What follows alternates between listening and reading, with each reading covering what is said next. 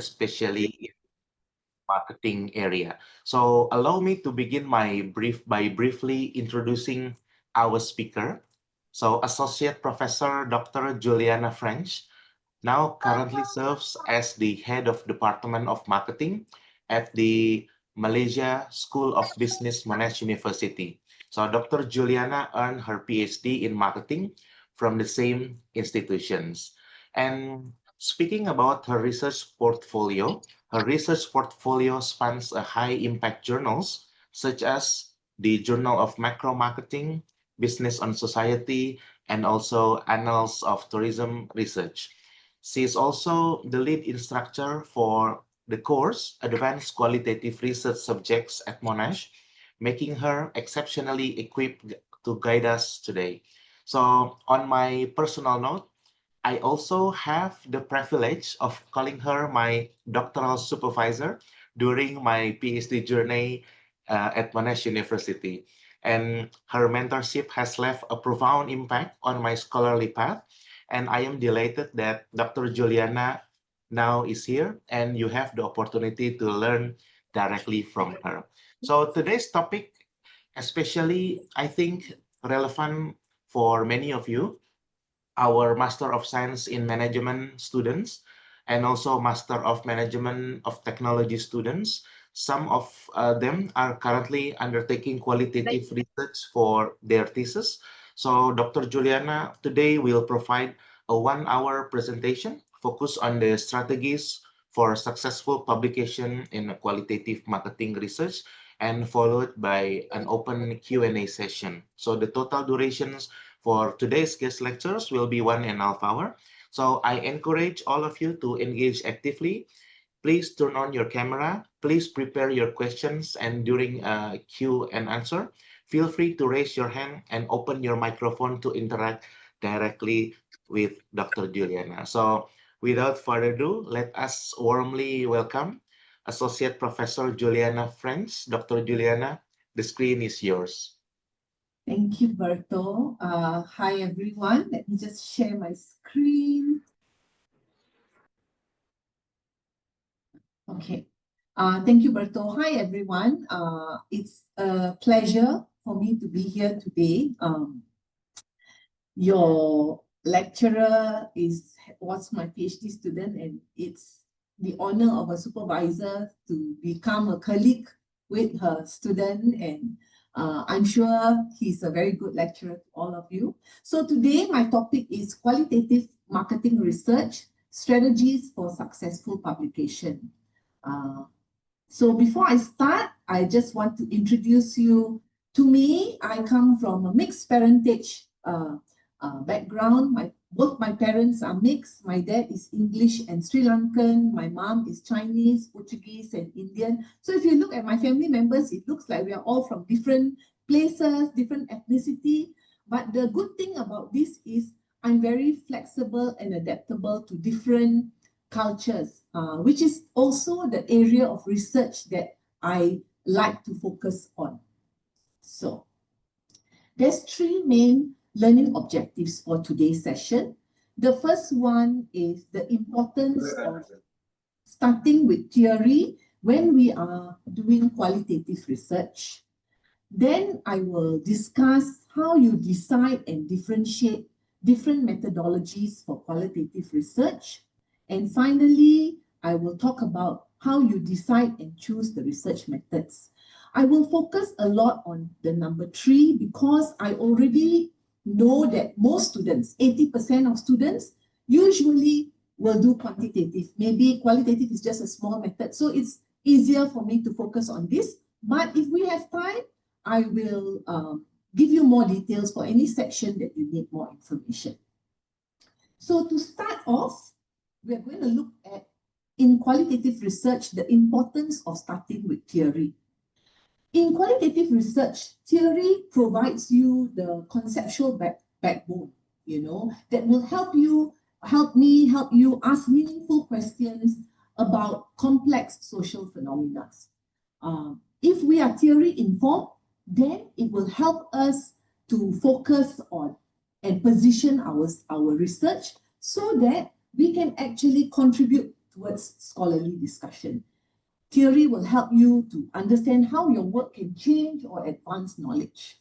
Okay, so why is theory important in qualitative research?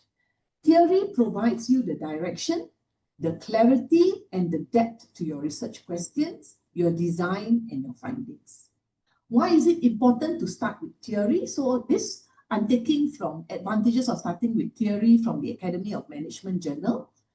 If you start with theory, it allows you sharper contribution because you have a clearer understanding of how your work will change or will advance knowledge. Theory also will provide you a stronger discussion section. When you write a journal article, the discussion section is the one where they are looking to see what is your contribution. It will enable you richer reflection on the theoretical implications. Whenever you send an article to any journal, the editor is going to ask one question. How does this paper challenge, change, or advance what we know at the theoretical level? So theory is very, very important as a starting point. Then the next question is, how can we integrate theory to contribute for a stronger qualitative contribution? There are many different ways to integrate theories productively. First, we can look at the phenomena from different theoretical lenses. For example, institutional theory or capital theory. When I was supervising Dr. Berto, he looked at women micro-entrepreneurs and he looked at institutional theory. Another student can look at women micro-entrepreneurs but look at it using capital theory. Okay, so how do we bridge these two different theories? Institutional theory will look at regulation of the government, will look at the norms of the society, and will look at the cultural aspects. Whereas capital theory will look at economic capital, how they get more money, or social capital, how they build their network, or cultural capital, how they increase their reputation. Now, how can you bring these two theories together? So you will try to look at how you can intersect these two theories so that your contribution can be better than just one theory. So you apply theory from one domain to another domain. For example, actor network theory can be brought in. Actor network theory will look at all the different stakeholders in the network, government, industry partners, your competitors, your customers. Look at all the different actors and how to put it together in a network.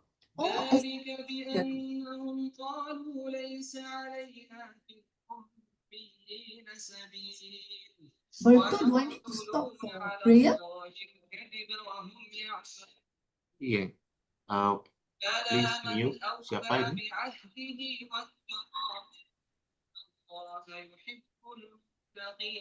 Siapa yang on suaranya? Sorry, please. Muhammad Lutfi. Muhammad Lutfi. Wait. I mute. Iya, Muhammad Lutfi, Pak. Di off saja itu, Pak. Okay. Sorry, Okay, I didn't know. Sorry. Stop. It's okay because I'm not sure. Yes. Sometimes Yeah, sorry. It's okay. Stop for prayer. Can I continue, Berto? Yes, please. So if we look at assemblage theory, they will see how to assemble the different people in the network. So even though there are different theories, but we try to bring together. Now, why do we do this? Because in qualitative research, right, it's very difficult to find one single theory that can fully explain the richness of your data. So that's why integrating theories will become valuable to you. Okay. Integration also occurs when the combination will bring something novel or something unique to answer your research questions. So now that we've established, the premise of theories, of course, theories means a lot of work, reading, right? But I always tell my students, maybe you just master one theory very well. Then your friend can master another theory very well. Now, two of you can get together. One paper can one person lead, another paper can the other person lead, but you combine your theories because all of us have only limited time. So if all of us specialize in certain theory, you can build it with your other friends. Next, we are going to look at deciding and differentiating methodologies. So what is methodology? Methodology is the process of research or your strategy for research. It is basically the blueprint of your research study. Your methodology will shape what you do and what methods that you choose to use. So your methodology must, 1, answer your research question, 2, fit into your timeline, and 3, fit your personal capabilities and skills. So for example, previously when I was supervising, I think one of the first students that I supervised at PhD level, she's very quiet and very introverted. So I was co-supervisor. So the main supervisor said we shouldn't ask her to do interviews. Maybe we ask her to do some other method. So because of that, we adjusted the methods that she used and the methodology that she used to fit into her personal capability and her personal skills. So it's important for you to ask yourself, what is your personality and your skills, and which methodology will be better for you? So there are many different qualitative methodologies. Today, I will briefly cover 4. 1 is phenomenology, 2, case study, 3, grounded theory, and 3, ethnography, and 4, grounded theory. So each one I will explain. The first one, phenomenology. In phenomenology, the focus is on the lived experience of individuals. So the purpose of phenomenology is to reduce individual experiences of specific phenomena to a description of universal essence. What does that mean? That means you identify a phenomena or object of human experience. For example, insomnia. People who cannot sleep, right? So different people who cannot sleep will each have a personal experience of what it's like when you cannot sleep, when you have insomnia. But what phenomenology will do is they will find each individual experience, go in deep, and try to find what is the essence of all these experiences. Or, for example, the phenomena of grief. When someone has lost their husband or lost their wife or lost their child, grief is very, very subjective. Different people grieve differently. So you find different individuals and you try to understand their experience, their lived experience, and then try to find the essence of it. Okay, so you're looking at the description of what they experience and how they experience that. Now, just like grounded theory, phenomenology doesn't say this is what you must find. It doesn't. It allows you to go and explore and discover. But different from grounded theory is interested in explaining. Phenomenology always focuses on richly describing the essential essence of human experience. You really want to go into the individual experience, down to the root of what it's like. So I remember when I first, I wasn't dating my husband, but I met him. And then at a later date, I actually went, his mom had passed away. And I went for the funeral. And because he was friends of my friends, and my friends told me that 2 months earlier, his dad had passed away. 2 months earlier, I hadn't met him. I was still in Australia. Now, when I went for the funeral, he was joking and laughing. And I was thinking, this guy, his mother just passed away. How can he behave like this? But I didn't realize that that is his way of dealing with grief. So if I wanted to do research in that, I will go and explore how different people experience it. Last week, I went for one of my friends' husband's funeral. Her husband was suffering from cancer for a few years. And this friend of mine is a very happy person, always happy, laughing, smiling. So when this happened, I sent her a text. I said, "How are you?" Her response to me is heart emoticon, but the heart is broken. You know, There's no words to express. But when we went to visit her in the house, when she was talking to people, she was also joking. But no, that doesn't mean that she's not feeling inside that experience. So phenomenology as a methodology will go deep to understand why. One person will be crying and crying and crying. Another person will make a joke. It doesn't mean one is experiencing more pain than the other. So that is when you use phenomenology. The second methodology that you can use is case study.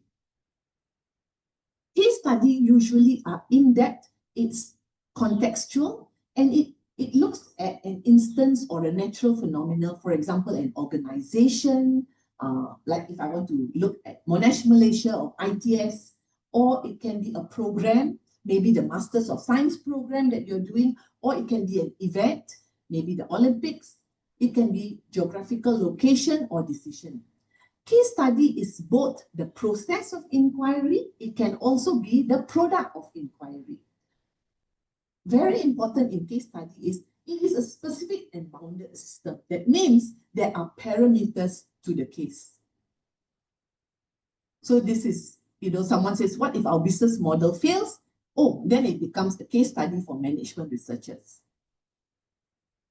The third methodology that you can look at is grounded theory. Grounded theory was founded by Glaser and Strauss. At that time, they were basically studying about people dying in hospitals. They wanted to understand. They were motivated by the fact that there was an overemphasis of theory verification and underemphasis of theory generation, yes. Glaser came from a positivist background. He was very good in statistical analysis. Strauss came from interpretivist background. So their philosophical standings were different, but they worked together. Their main goal was to bridge the gap between theoretically uninformed empirical research and empirically uninformed theory by grounding theory in the data. So grounded theory looks at a systematic ground-up analysis of data with the aim of generating theory. The theory is developed and evolves during the entire research with a continuous interplay between data collection and data analysis. So grounded theory, basically, the data will lead you to what's the next step, and you get theory from the data. And the last methodology that I will cover is ethnography. Ethnography, the main focus is usually culture and society. Ethnography is the study of people within the context of their culture. One of the hallmarks of ethnography is long-term immersion. That means you must make sure that you stay in that research for a long, extended period of time. So it combines two Greek words. One is ethnos, which is the tribe, the nation, or the people, and one is graphen. It means to write, to analyze, and to tell the story of that culture. Traditionally, ethnography was the methodology of anthropologists. So anthropologists will go and stay for 2 or 3 years to study a culture. But today, a lot of anthropologists, sociologists, organizational theories, consumer culture theories all use ethnography. So you have to remember that sociology is the study of society. Anthropology is the study of culture. So one of the key things about ethnography is you must spend a lot of time in the field. So that's why, remember when earlier I told you, you must look at your timeline when you want to decide on the methodology. If you have a lot of time, you will do ethnography. If you don't have enough time, this is not the methodology for you to use. So let's now look at some scenarios, okay? Scenario 1, developing a theory of influencer credibility. You are exploring how Gen Z consumers determine the credibility of social media influencers when they are making purchase decisions. Currently, there is no existing model to fully explain the decision-making process. So, which qualitative methodology do you think will best support your goals? Okay, I'm going to unshare screen. So remember, we are looking at Gen Z consumers. How do they decide the credibility of social media influencers? And I know in Indonesia, the take-up rate of uh, social media is very high. Now, which methodology do you think will be the best methodology to use for this? Anybody want to try? Don't worry, there's no punishment if you get it wrong. Which methodology do you think? Or maybe I will share screen, then you don't feel that I'm looking at you. So which methodology do you think?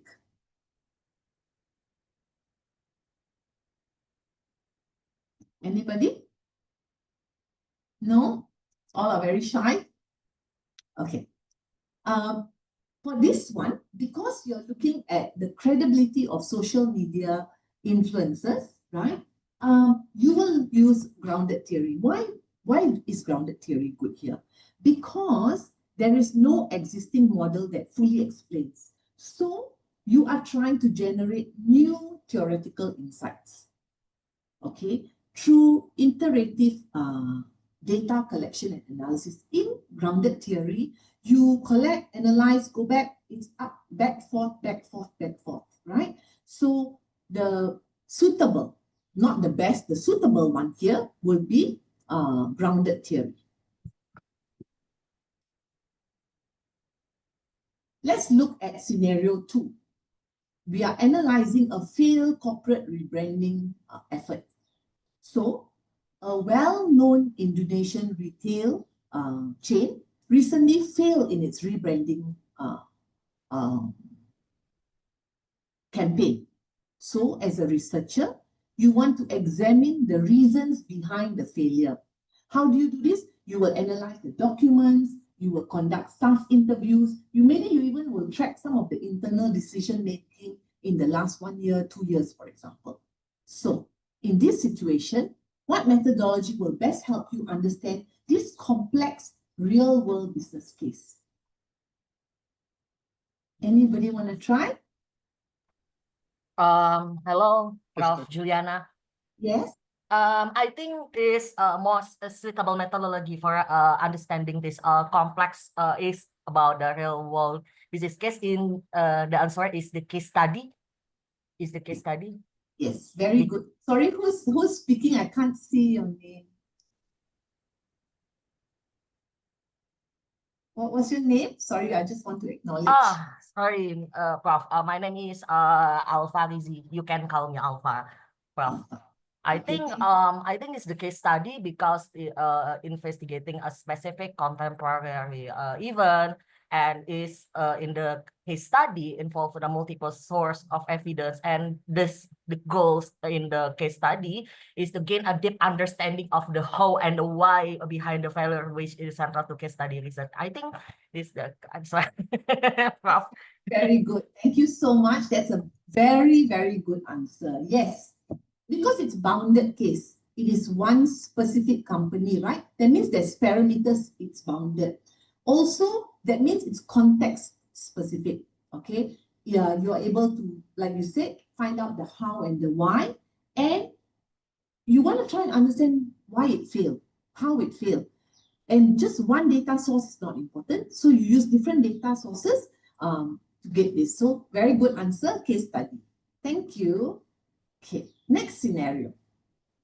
The lived experience of job loss during pandemic.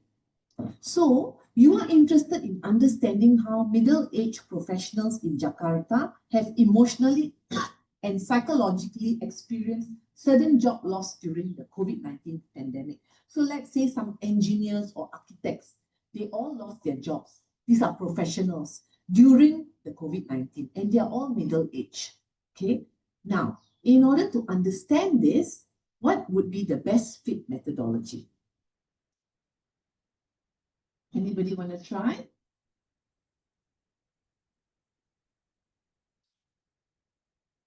No, all are very shy. Okay. Prof, Yes. I'm sorry again. I think the best fit methodology in your scenario is phenomenology. Yes, phenomenology. Very good.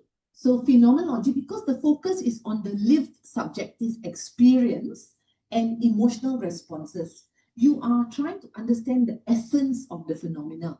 Because an architect's experience of job loss, engineer's experience of job loss, let's say restaurant owner or hotel owner experience of job loss is very different. But the phenomena is the same. They are all around the same age. They're all professional. That means they're doing quite well in their career. Suddenly they lost their job. So the phenomena is the same, but each individual experience might be different, right? Because their own life subjective experience is different. So because we want to try and understand the essence of it, phenomenology would be a good methodology to use. Thank you, Alf. Very good answer. Okay, the last scenario, exploring the subculture of esports. So you want to investigate the internal culture and social dynamics of professional esports teams in Southeast Asia. And your plan is to spend extended time with the team during competitions. And because you can't travel so much, you specifically look at esports teams in Surabaya. Now, which methodology do you think will fit for this kind of immersive cultural inquiry?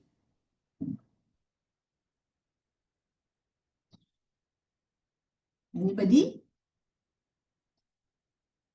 No? Okay.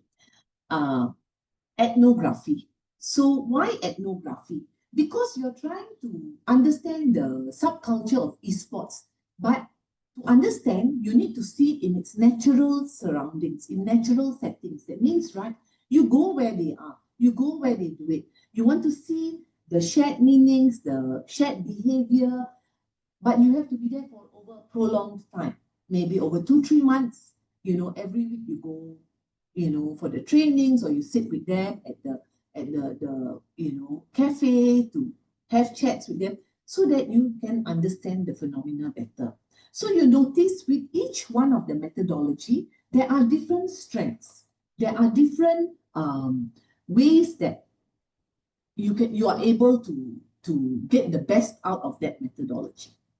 Okay. So this gives you a brief overview of the 4 methodologies. First, we look at the focus. In phenomenology, the focus is understanding the essence of the experience. In grounded theory, the focus is to develop a theory that is grounded with the data from the field. In ethnography, you're trying to describe and interpret the cultural settings or sharing of the group. And in case study, you want to develop an in-depth description and analysis of one case or multiple cases. What type of problem is best suited for the methodological design? If you want to describe the essence of a living phenomena, phenomenology is the best. If you want to find a theory that is grounded in the data, grounded theory will work. If you're trying to describe and interpret shared patterns of cultural groups or subcultural groups, ethnography. If you want to try an in-depth understanding of a specific case or different cases, then it should be case study. All of these different methodologies, they draw from different disciplinary background. Phenomenology comes from philosophy, psychology, and education, whereas grounded theory originated from sociology. Ethnography is definitely from anthropology and sociology, while case study comes from psychology, law, political science, and medicine. And what is the unit of analysis? For phenomenology, usually you're studying individuals, but many different individuals, okay, that have the same experience. In grounded theory, you are looking at a process or an action or the interaction among different individuals. In ethnography, it is group that shares a certain culture. And in case study, it's an event, a program, or an activity, and it's more than one individual. Okay. So before I go into the next session, is there any questions? Or we can leave the questions till later. Okay. Okay, I will go now into deciding and choosing your research methods. So we have covered 4 different methodologies: phenomenology, case study, grounded theory, and ethnography. Now we are looking at the different research methods.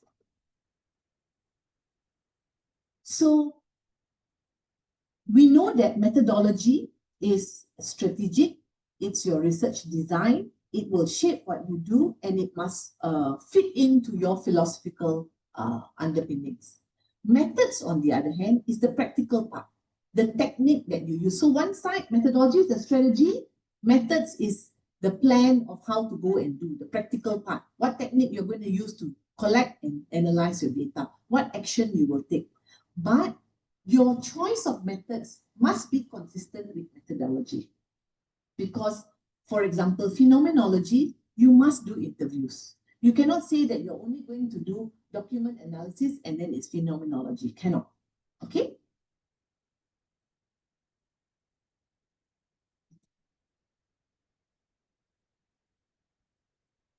So, when you look at research methods, you can use mono method or multiple methods. Mono method means you only do a quantitative study or you do a qualitative study, single. Multiple methods means you can do mixed methods, which is qualitative and quantitative. And you can use basically complex or simple.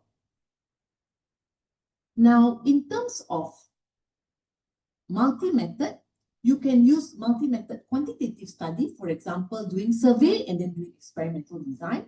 Or you can use multi-method qualitative study. For example, you do interviews, you do observation, and then you do document analysis. So what are the types of qualitative research methods? The first one that we are looking at is interviews. Now, in interviews, why do we use interviews? The main reason for using interviews is we cannot observe or quantify everything. Our feelings, our thoughts, our intentions, our private behavior, our mental state, we can't quantify this. So sometimes in order to understand another person's perspective, you have to ask them questions. Because just asking them to fill up a survey won't work. And it might actually not give you the right information that you need. So I'm going to show you a video. And I want you to look at what you uncover. Okay. If I'm not sure whether Berto, you let me know if you can't hear, because sometimes the microphone, on my screen, it keeps saying microphone issue, so I'm not sure why, but you just let me know. It's okay. Good. All good. We will tell you. Okay.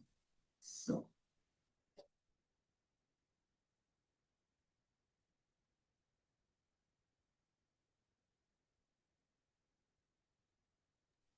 But we cannot hear the sound of the video. Sorry, Berto? We cannot hear the sound of the video. Okay, so that's why, hold on.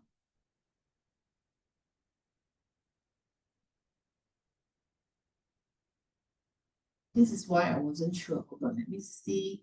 Under my audio, I have to do something, I know. That on my screen, it says microphone issue. Let me check. Let me check.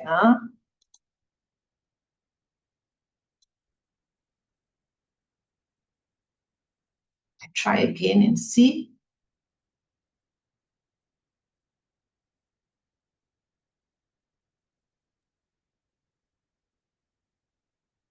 Or you can stop your screen first. Or you can stop your screen first when Have I ever? And here's how it works. Sorry, Berto, let me stop share. And when you share your screen, check And the when you share your screen, check I'm going to ask a series. the Hold on. I can't seem to get out of my screen. Okay. Is my screen unshared now? yes, unshare. yes, unshare. Okay. Now at the audio, when I go, it still doesn't. Sorry, what did you say just now, Berto? Nothing, nothing. Nothing. Okay.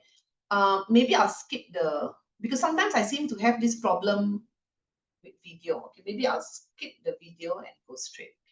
Just.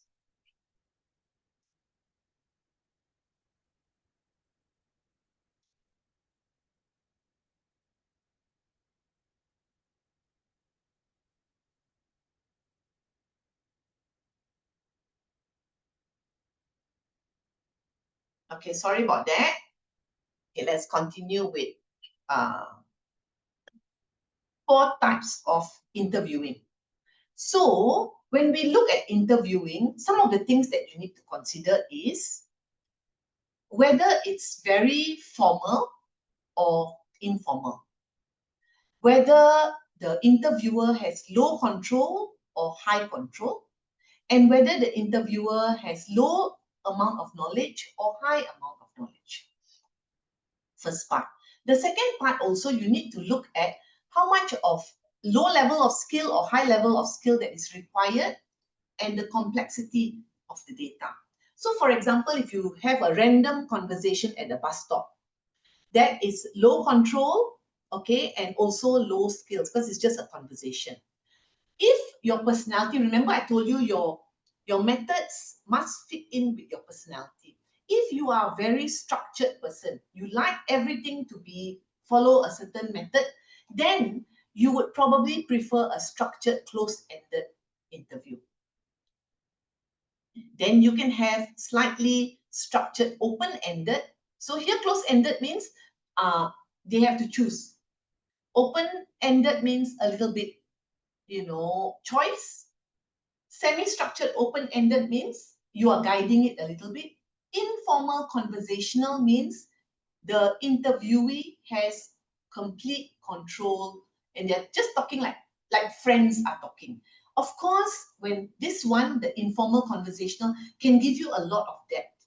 But if you are not a good interviewee, you will not be able to control if the person keeps jumping from one story to another story. Then it's difficult.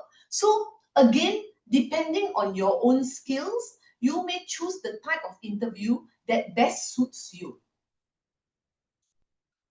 So now let's look back. Just now I gave you for phenomenology about the experience of job loss during the pandemic, right? You are researching how middle-aged professionals, engineers, architects in Jakarta experience job loss during the COVID-19.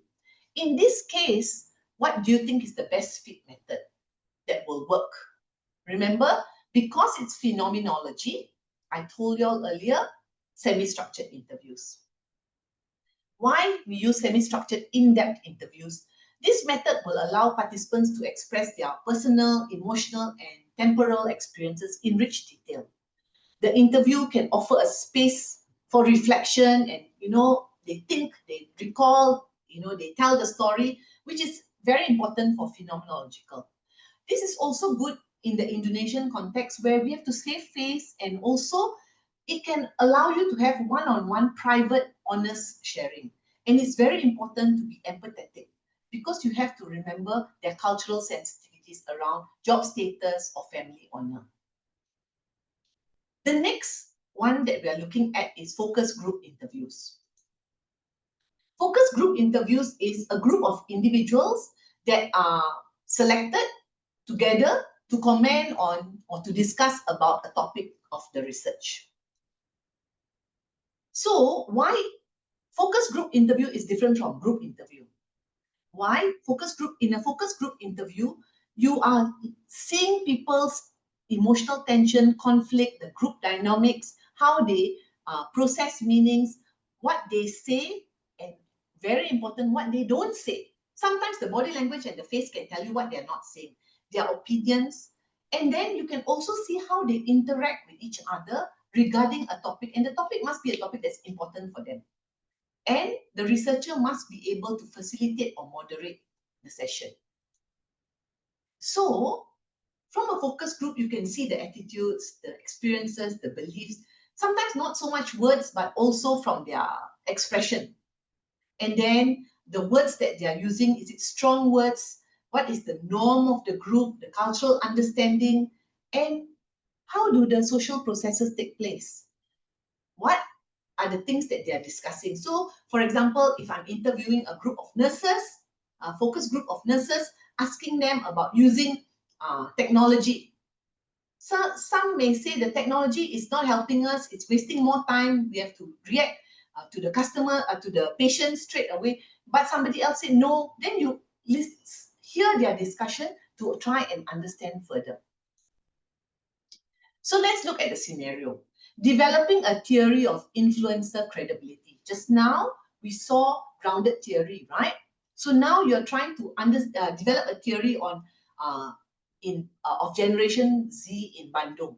You want to try and assess influencer credibility when they're shopping online. So in this sense, right, we know already that grounded theory, the data must be embedded in the to get the theory. So which would be a good method to use? Here, focus group. Why focus group? Because you're looking at online shopping and you're looking at how the Gen Z evaluate the social media influencer credibility. So you want to find interactive discussion to try and understand what are the social cues about trust and authenticity, because you want to discover credibility of the influencer, right? And this is also important when you're researching peer influence decisions, which is important in the Indonesian youth culture, for example. Also, this method is important when you are trying to explore sensitizing concepts. In grounded theory, sensitizing concepts are the broad, flexible ideas, your starting point of research. And the data that you collect will inform theoretical sampling. In grounded theory, theoretical sampling is how the analysis helps you to find out, okay, next I need this data. Now I go look for the data. So the data and analysis is guiding you to sample new data. Next, we are looking at unobtrusive methods. So unobtrusive methods basically is a window looking into natural behavior. It's kind of like professional lurking. It's non-participant observation. Okay, you can just use one method or you can combine it. So examples can be observation, ethnography, documentary analysis, artifact analysis, which we see when we see crime movies, trace measurements, remote sensing. 4, 5, and 6 we don't really cover in business, but just to let you know, okay, I'll just look at 1, 2, and 3. Now, when you're looking at unobtrusive methods, you need to look at the degree of intrusiveness. That means the degree that you are intruding into the person's space and time, high or low, and the distance from the original action. If you are observing participant observation, then you are in the scene at that time, high degree of intrusiveness and very close to the original action. Then non-participant observation will go further away, ethnography further away, and that's how the space and the distance changes. Okay.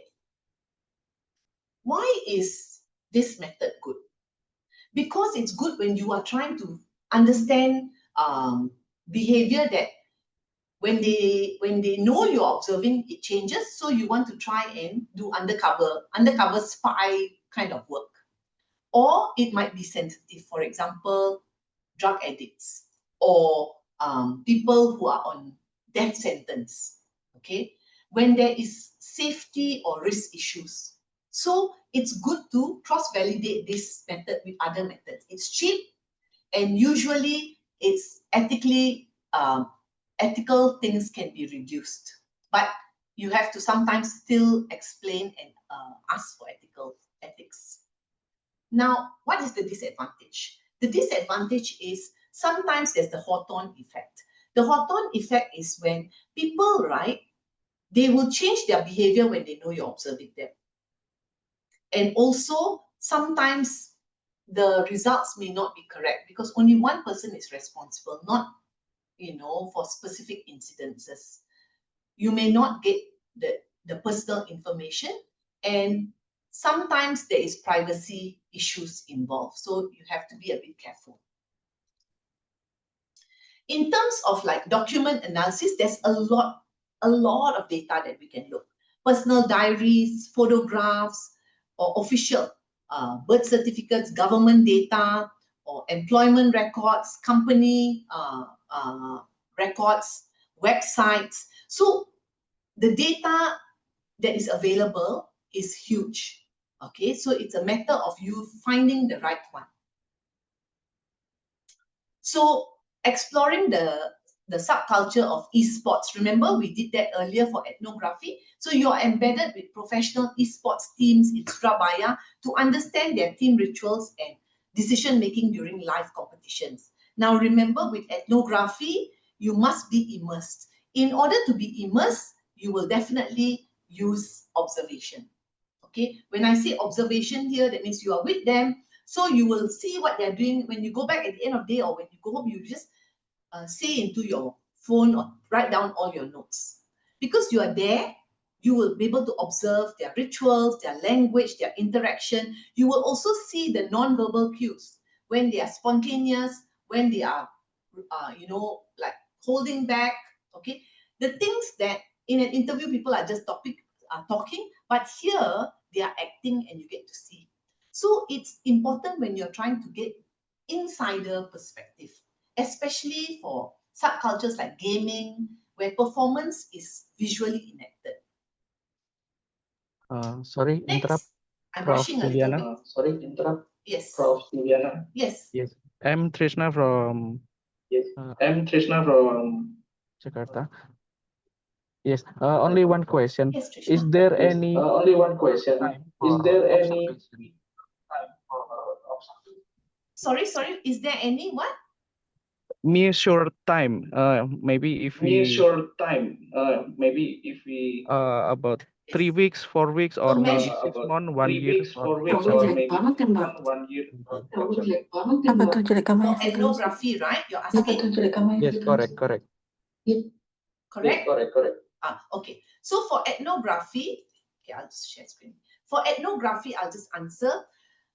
If you look at anthropologists and all, it's 2 years, 3 years. But for business, a short-term ethnography minimum should be 6 months. But you can collect the data over a period of 6 months, but you only maybe go once a week. So ethnography is a very powerful methodology, but it's very time consuming. So even though we in business, when I do, even though I do over 2-3 years, I always tell my students, put their short-term ethnography. In case the reviewer is from anthropology or sociology, they don't respect, they feel for us we didn't spend time. Because for them, they will go and stay in the kampong for 2 years. Then they call it real ethnography. For us, we call it short-term ethnography. Does that answer your question? So if you're saying 2-3 weeks, it's a bit difficult. But if you 2-3 weeks over a period of 6 months, you collect 1 day here, 24 hours, 8 hours, 6 hours, can. Does that answer your question? Yes. You are answering my question. Thank you. Yes, Thank you. yes. You are answering my question. Thank you. No problem. The next one is visual analysis. So visual analysis, there are many different methods. Basically, we are looking at images independently, but very often we will use this source with others. For example, with an advertisement or with interviews. So the context and the social practices are very important. So because the producer of the image and the viewer of the image, you must also think about them, not just one perspective. Okay. So how do you do visual analysis? You look at the whole picture or image as a whole, then you try and pick out what are the subtleties. Trust your own impression, trust your own feelings, write down your notes, write down the questions that you're asking. because it might trigger further analysis. Make an inventory of all your images. Remember your research question and then structure your analysis so that you can provide detailed description. You need to identify the significance or the meaning. What is the hidden question? What do they represent? How do they represent them? What is the hidden meaning of the image? What ideas and values do the people, the places, and the things in the image stand for? So try and identify the point of view. Is it the image you are looking down or you're looking up? Looking up means the image has more power than you. Looking down, you have more power than the image. So these are small things, whether the image is attached or detached from the viewer. Okay, I'll give you an example. This is one of my current students. He tried to understand the politicization of consumption by right-wing discourse in an attempt to materialize new national identity. This is in India. So just to give you a background, the current government in India is very pro-Hindu. So if you are Muslim or you're Christian or what, they sort of marginalize. Okay, so he's trying to show this through an advertisement of this. This is an advertisement for water. Okay, so this words means divine water, nation's water. Here you see is the map of India. These are all national monuments. So he says that the religious connotation to bottled mineral water, Hinduism, where the river Ganges, because Hindus believe in the divine, the river, right? So divine water is connected to national identity using images associated with nationalism. Okay, how does he explain this? The quote: collection of monumental represents national importance, Taj Mahal, Red Fort, all these are nationalism through monuments. Okay, everybody agrees that's correct. But then in the middle of this national, they also put a picture of a temple. A temple included in the list of monuments, which is not a national monument connected to national identity, but it's connected to Hinduism. It's a Hindu religious place. So here he's saying how Hindu cultural meaning is added to nationalism. Next, a collection of national animal, which is the tiger, and national bird, peacock. This is nationalism through the national animal and national bird. That's accepted. But then included in the list is elephant, which is the symbol of the Hindu elephant god Ganesha. So here, this is a Hindu animal, adding Hindu meaning to nationalism. And finally, overshading shadow of the map of India to engulf national place and species. So to pull it all together, they put the map. So connecting elements and tie it up. So Hinduism is added into the overarching theme of nationalism. So this is an example of how you do visual analysis. Of course, this is just one. He's got other data, but I'm just trying to show you how you do visual analysis. I just check time. Okay. So let me just ask Berto. Berto, do you want me to stop at 4 o'clock, or can I finish first? Yeah, you can extend to 5. Yeah, you can extend to 5. Okay. So the next example, I'm using is from my own PhD. One of my studies is how does religious ideology contribute to gendered perceptions of beauty ideals? Okay, that's the research question. So I use Cosmopolitan, but it's in Bahasa Malaysia. Okay, so this is my visual analysis. All the models are in figure-hugging dresses. All the models have long hair styled away from their face. All the models have similar pose, front-facing camera or one or both hands on the waist. All the models have big inviting smiles, contrasting colors for background, attire, and title of magazine. Okay, so this is my notes. So now when I do coding, full figure, body hugging, sensual. Long hair, feminine. Smiling, showing teeth, happy, confident. Hands on waist, emphasizing body curves. Contrasting color, background model, young, vibrant, confident.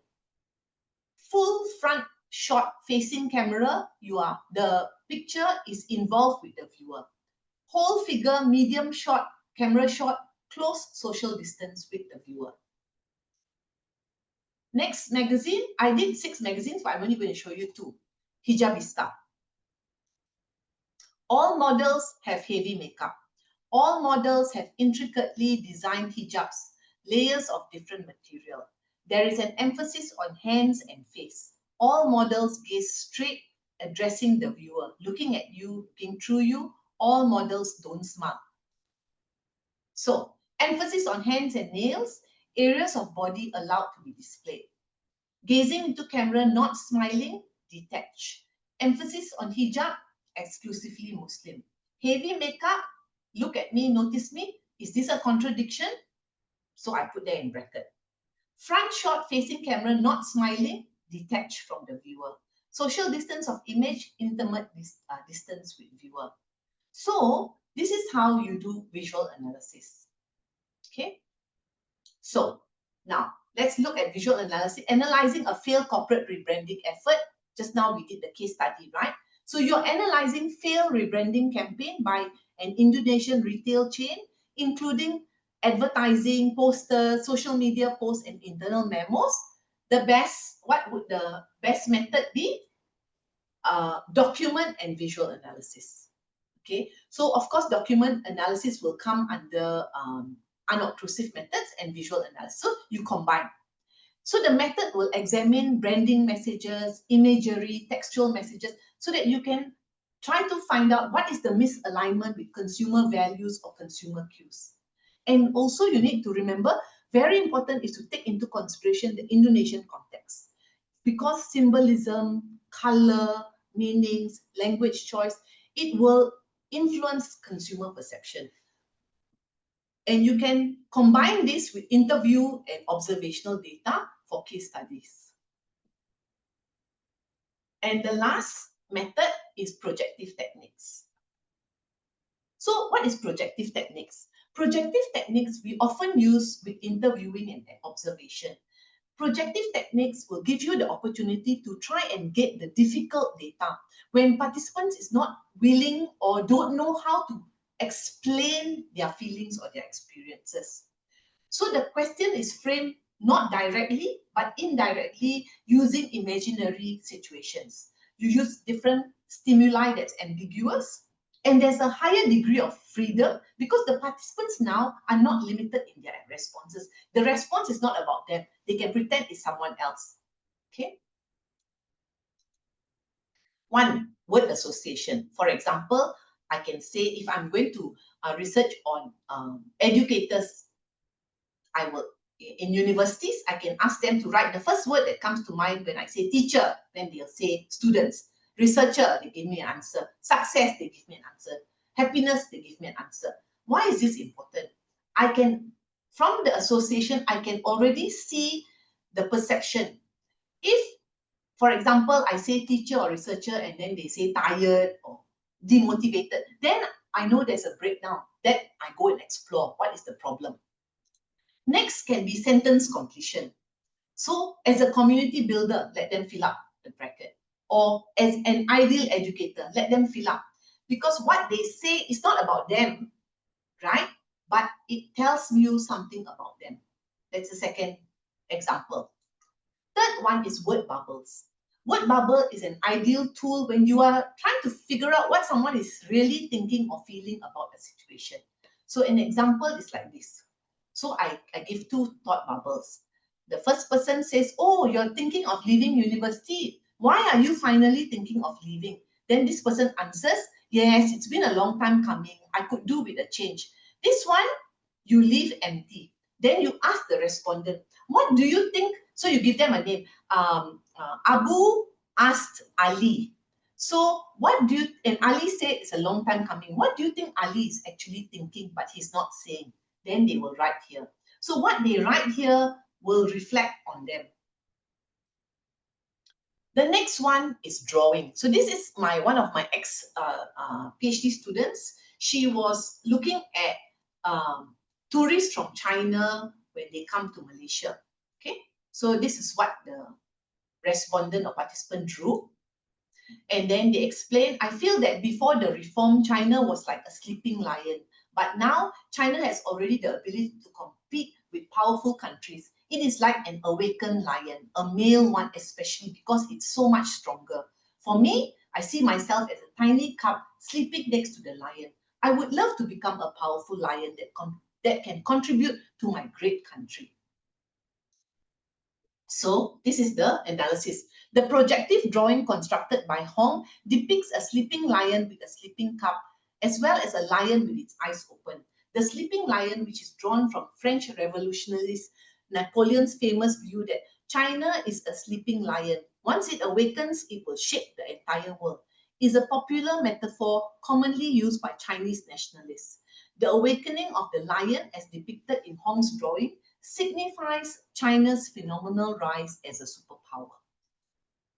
So this was one of my study tool in my PhD, where I tried to understand women, makeup, what they feel is beautiful and not beautiful. So I just gave them a collage. I said, one side show me picture of what is beautiful, one side show me picture of what is not beautiful. Okay, so this was the collage that one of my participants gave me. So this is what I said. This is a collage Parsa composed to convey what she sees as beautiful and not beautiful. She says that the bees in the collage are beautiful because bees contribute a lot. It helps to distribute pollen, so there will be flowers and fruit, and it also produces honey. Beauty starts with goodness and wholesomeness like the waterfalls. It is strong and endures like the tulips, and beauty contributes like bees.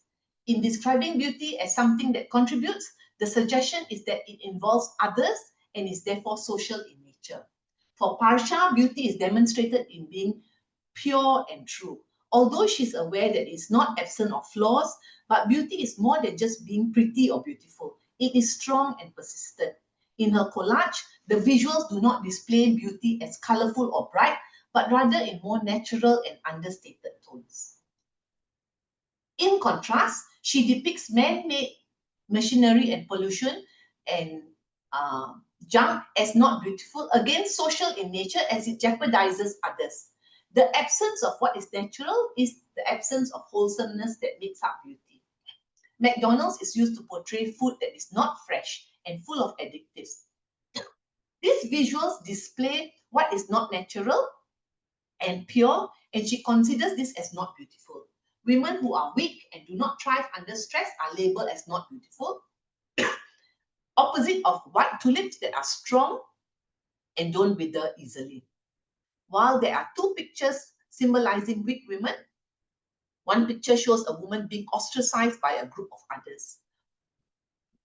So the collage seems to demonstrate that beauty is social and it exists for more than itself.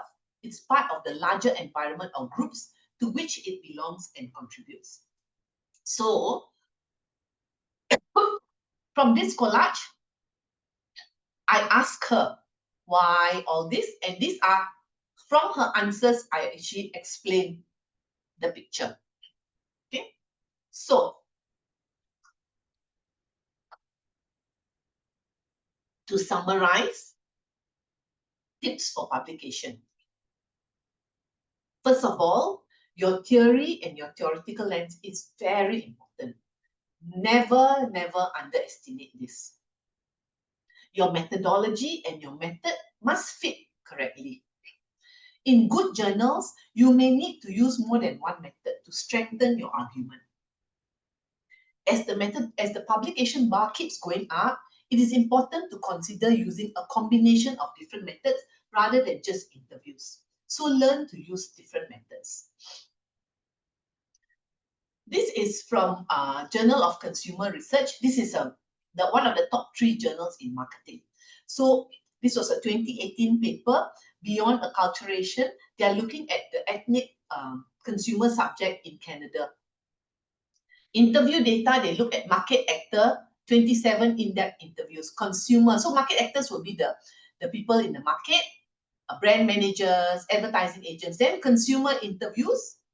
Then they also look at institutional data, the Canadian political speeches, commission reports, Canadian businesses' annual reports, industry events, and then newspaper articles. Of course, we won't go to that extent, right? Unless you want to publish in the one of the top 3. But I'm just trying to show you the extent of data that is needed in order to publish in good journals. I will just tell you some examples of different data, right? So for example, I have magazine data. I did the magazine data over a period of, I don't know how many years, but then after my PhD, I looked for magazine data over a period of 50 years. Then I combine it with the interview data. So I can then break it up into many different papers. One of my students, she looked at, one study is looking at TV program, one study look at newspaper articles, and then one third study look at interviews. So she can combine little bit from here, little bit from here, little bit, it just helps you. So having different methods just gives you a little bit more room to be versatile if you want to publish. Okay, now I will take questions.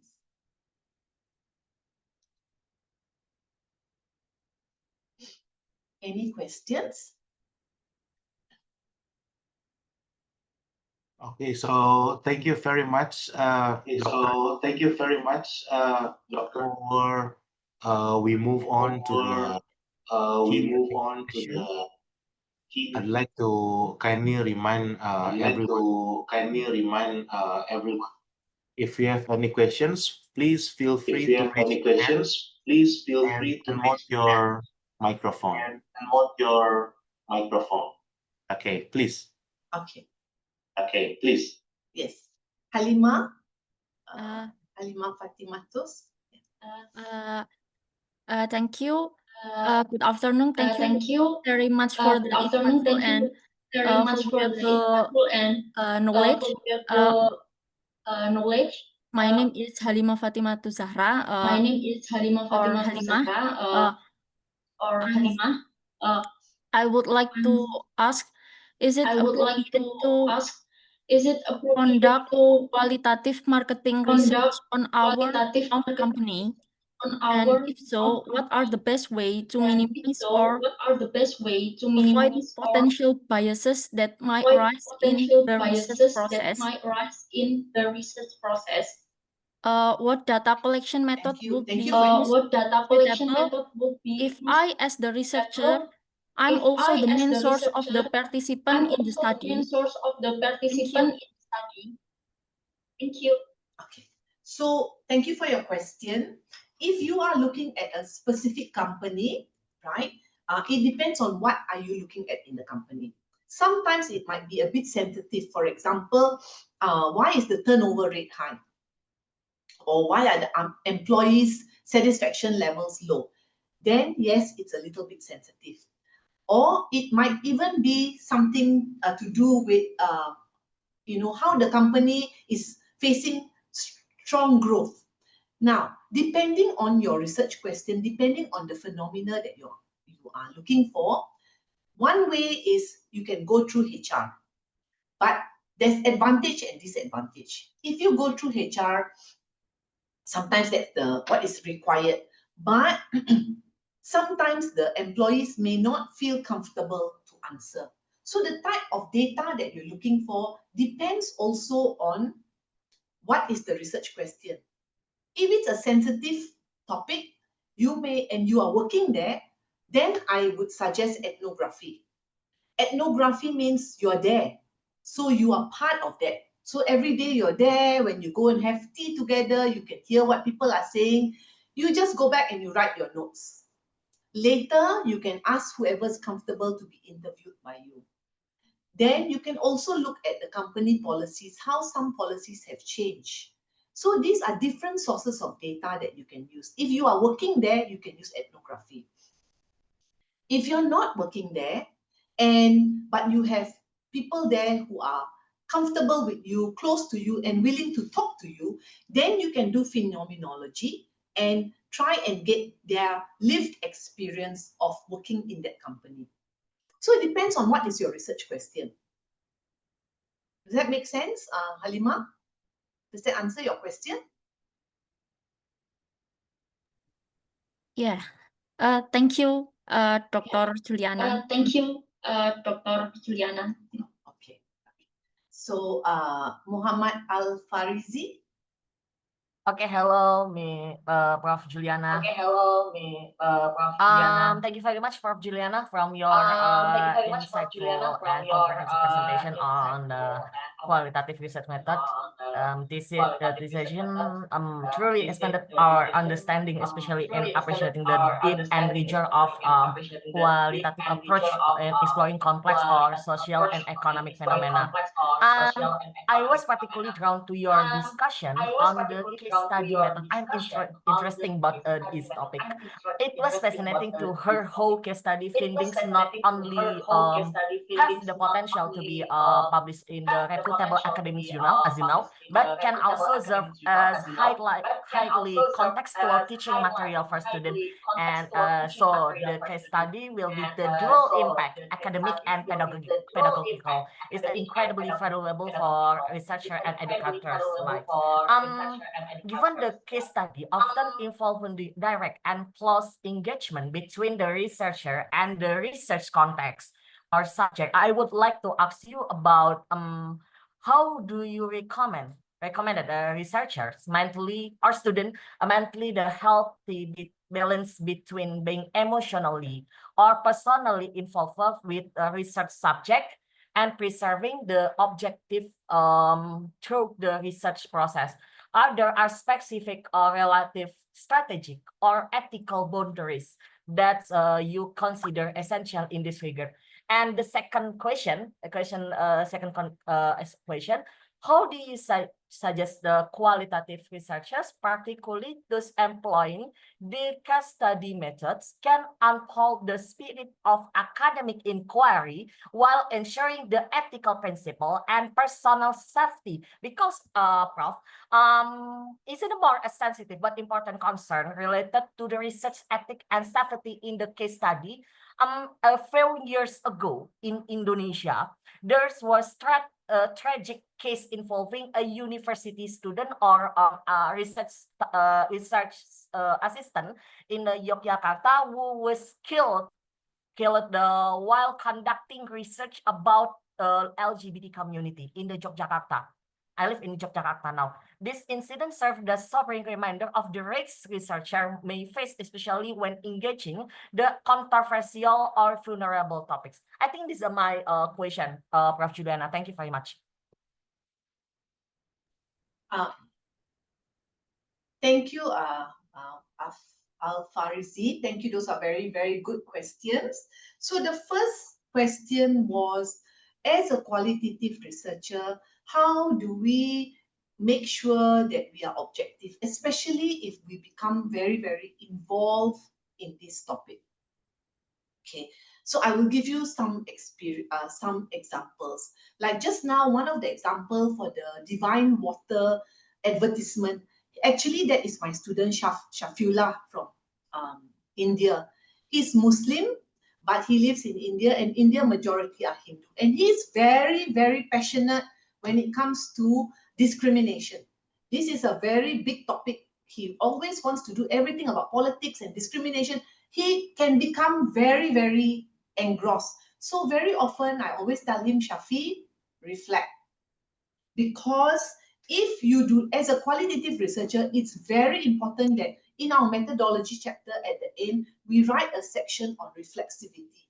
What is reflexivity? Reflexivity means we say, I am, so for Shafi, he must say, I am Shafila Anis, I'm from India, I'm a Muslim, which is minority in India, we are discriminated against. I'm aware of all this. So when I'm doing my analysis, I make sure that I always question myself, am I being objective? So reflexivity in qualitative research is very important. I'll give you another example. When I was doing my PhD, my topic was actually very easy topic, women and beauty. Simple topic, right? Very simple. First study I decided to do women's magazines. Actually, I wanted to find out how women's magazines can influence women about beauty. But when I started to do the 6 magazines, the interesting thing that I found is about religion. I didn't expect to find this when I'm doing beauty, but because I use grounded theory, that led me down that path. So that's why I started exploring how beauty will influence, how religion can influence beauty, etc. Right? So that's my first study. Then I continued the second study. I interviewed Muslim women, and I had four female cousins I interviewed together, first as a focus group, then I interviewed them individually. So one day I went out, observation, I went out with one of the girls, we went for manicure, pedicure, we went to a just women only salon. And we're talking, we had coffee, and then I asked her, one of her cousins, very pretty. I said, oh, how come so and so, so pretty, but not married? And then she said to me something. And then she told me, she said, but the person is actually married. So, how can you get married? How can you be second wife? And these are all Muslim women. So yeah, I agreed. Then later when we are talking, this is few hours later, long time we spent together, then she said, but if the man can afford, then, it's okay to be. So what she said earlier and what she said later was different, right? Now, I'm a wife. So, of course, I'm feeling, if someone wants to take my husband as a second wife, I will feel it, right? So when I go back, I have to write, I have to journal. And I said that as a woman, I agree with her. And I understand you're already in your 40s. Nobody wants to be lonely when they marry. Everybody wants to have life partners. So I agree. But as a wife, I feel a bit angry. But I have to be very honest when I write this, I have to reflect so that my analysis cannot influence objectivity. So that is the first question you ask about reflexivity. The second question, you talk about ethical practices. You talked about how someone got killed. When you start doing research, you must apply for ethics. Why must you apply for ethics? Number one, you must protect your participants. LGBTQ in Asian context, we are not open to it. In the West, it's different. Australia is different. Malaysia is different. So Monash, Australia, very pro, but if I come to Malaysia, people won't be so easily. So you have to protect your participants, number one. Number two, you also have to protect yourself as a researcher. So when you're planning this, all these questions have to be answered. Is it safe? How will you guarantee safety? These are all questions that will be addressed when you apply for ethics. And if you address all these questions, that will protect the researcher and protect the participants. Remember, research ethics is available today because of all the terrible things that medical researchers did during World War. Like the Black Americans, they didn't give them medicine for syphilis and all that. So that's how you protect the researcher and you protect the participants, by making sure that you actually do proper ethical application, ethics approval. Berto, do you have ethics approval in ITS? I'm sure you do, right?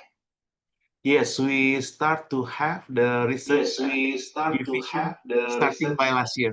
division starting by last year. Okay, so to answer your question, research ethics is one whole topic that I actually teach for qualitative research. To answer very quickly is just the short answer. Okay, I hope I answered your question. Next, Waluyu. Yes, Okay, ma'am. thank you very much, Professor Juliana. Yes, ma'am. It's for Oh, hobby, right? Professor Juliana. Waluyu? Yeah. Hobby, right? Okay, Yes. because as I know, the title is about the qualitative method and publication. So could you please give us the strategy about how to publish in a reputable journal about this qualitative method? I mean, is there any like specification, for example, what kind of journal that is suitable for the qualitative method, and also which method is which method that is most common for the reputable journal, for example, and is there any other strategy from your experience? Thank you very much. Thank you very much. Okay. Thank you for that question. Okay, first of all, I must let you know that most journals are more quantitative rather than qualitative. So because I'm from marketing, in marketing, there's only a few journals that is very open to qualitative research. So first thing is you need to identify the journals that actually publish qualitative research. Management has much more journals. Many more journals in management actually accept qualitative research. That's the first thing. You check and see whether the journal. Next, you go into Scopus Q1. Berto, are you following ABDC or Scopus Q1 for ITS? Scopus. Okay. So if you want to look for good journals, you look at Scopus Q1. Scopus Q1, there's many journals. Then you look at what is your topic. What is your topic? And for your topic, which would be a good fit journal? You know, nowadays, to make your life easier, ask ChatGPT. You give this is about my study is about this. Which journal do you think will be good? My methodology is this. Just because there's so much, right? Then they give you a few, you go to the website of the journal and you check it out. Of course, for me, I can tell you about all the marketing and management journals that are open because that's my area. But again, look at your area and where you think is a good fit. So there's no one size or one method. It's a few different things, but you have to go and study the journal, see whether, like some journals, for example, Journal of Marketing Research, Academy of Marketing Sciences, they will not accept qualitative research. So I don't even bother to look at those journals. Psychology and Marketing, those are pure experimental design, quantitative. I won't even look at those journals. But like previously, Journal of Marketing, very few. Now a little bit more. But maybe qualitative work, only about 10%, 90% is quantitative. So I'm very limited, but because I'm limited, I'm very strategic where I choose to publish. So you have to do a little bit of work deciding on where you want to publish, depending on your topic as well. Yeah. I'm sorry, I know you want me to tell you do this 1, 2, 3, but I can't give you that answer while you because there's no, you have to actually go and do a bit of background research. Yeah. Any thank other you, Professor. questions? I hope I answered your question. Yeah. Any other questions?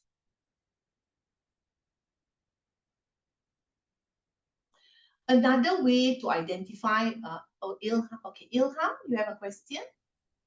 Okay, thank you, Professor Juliana. My name is Ilham Nursan Yahya. I would like to ask you about grounded theory and phenomenology. Okay. What role Okay. do grounded theory or phenomenology play in understanding consumer behavior in the marketing field? So if I'm looking at phenomenology and I want to understand consumer behavior, for example, in marketing, I might want to look at individual consumers who, let's say, I want to study why individual consumers now, after COVID, prefer to order food. Even though now no more COVID, you can just walk to the shop or walk, but still prefer to order food. I want to understand their experience, their lived experience. I will choose phenomenology and do in-depth interviews with them. Okay, because each one might have a different reason. Okay, but if I wanted to understand this, the phenomena of why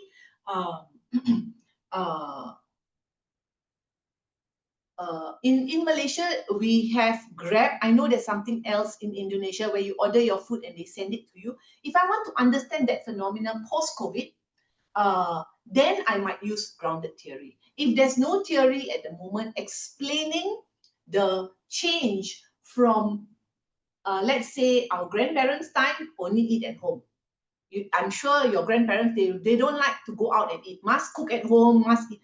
then our grandparents' time, our parents' time, our time, and then post-COVID.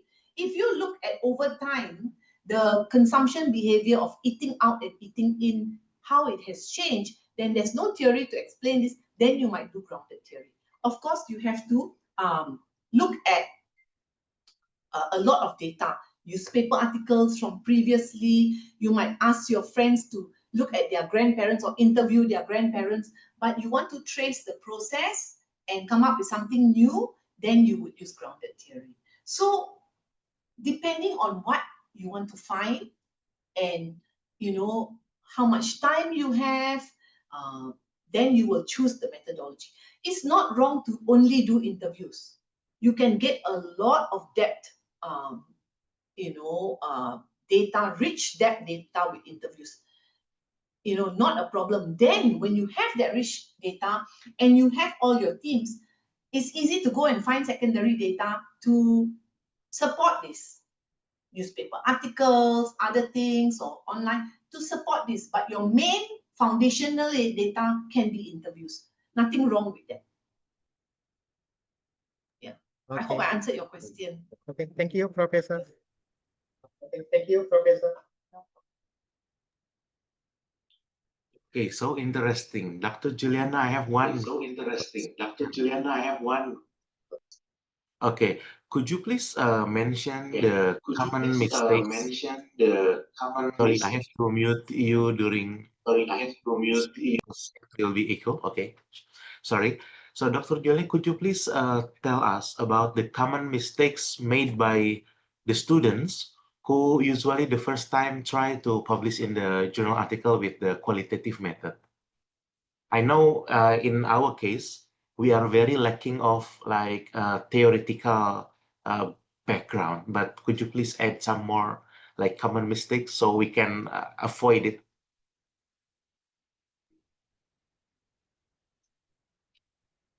That's a very good question, Berto. And this mistake, don't worry, even I have made. When I first started, it's a common mistake, because whether you like it or not, the publication bar keeps going up, up, up. And the first thing that they will look at is theory. That's why I started with theory.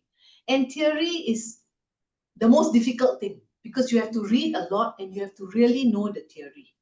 And then you need to know, just because you know the theory is not enough. You need to show how you are contributing towards theory. So your theoretical contribution, for example, is very important.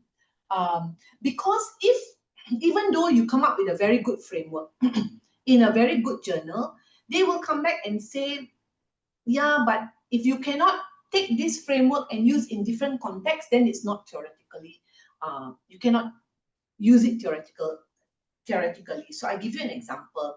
My current research is on aging, and we sent a paper to Journal of Service Research, which is an A-star journal. But because our findings was very, very strong, and we also have a very good,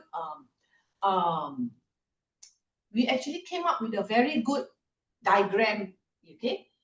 But when the reviewers came back, it was rejected, and they said that how can you use the same diagram for different contexts? So I'm using it for the people who look after their aging parents who are very poor.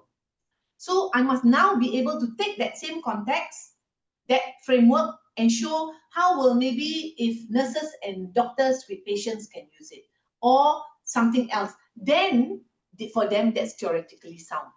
So sometimes we make the mistakes of saying that nobody has done a qualitative paper like this, or all the paper is in the West, not in the East. That's not theoretical. Theoretical is when you are challenging the theory. The theory is saying A, B, C, but you are showing, no, this is not correct. So now you challenge the theory or you extend the theory. That is the most difficult part of publishing, most difficult. Once you have that, the rest all will be easy to do. So it's always important to think of the theoretical part first, then submit.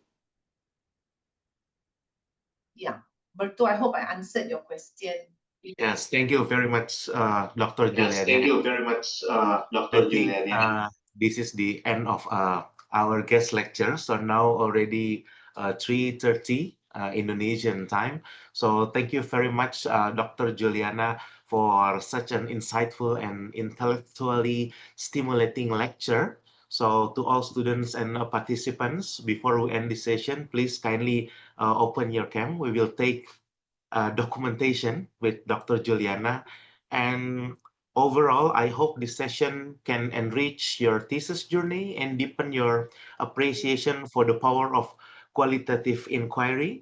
Because, like, yeah, as Dr. Juliana said, 80 to 90% of our students, they are relying on quantitative research, and a very small amount of students are doing the qualitative research. But it means that you can also do the qualitative research for your final master thesis part. So let us give one more round of virtual applause to our speaker, Professor, the Associate Professor, Dr. Juliana Franz, for sharing her expertise. We are very happy to have you here, and we look forward to more collaborations in the future. So please open your camera and we will take a picture with Dr. Juliana. Okay, we 1, 2, 3. One more page. And 1, 2, 3. Okay, Dr. Juliana, final thoughts? Final thoughts? Uh, Thank you so much for inviting me and for being such a good attentive audience. And if you have any questions at any point in time, or you need any help with any kind of resources, please feel free to reach out. I'll be more than happy to provide you. If you don't have that resource, I will try to provide you whatever. And I wish all of you all the best for your master's thesis. And hopefully I will see some of your publications. Thank Okay, you. so thank you very much once again. So everyone, this is the end of the International Guest Lecture session. And once again, thank you and have a productive and meaningful day ahead. Once again, thank you, Dr. Juliana, and I officially end this session. Good afternoon.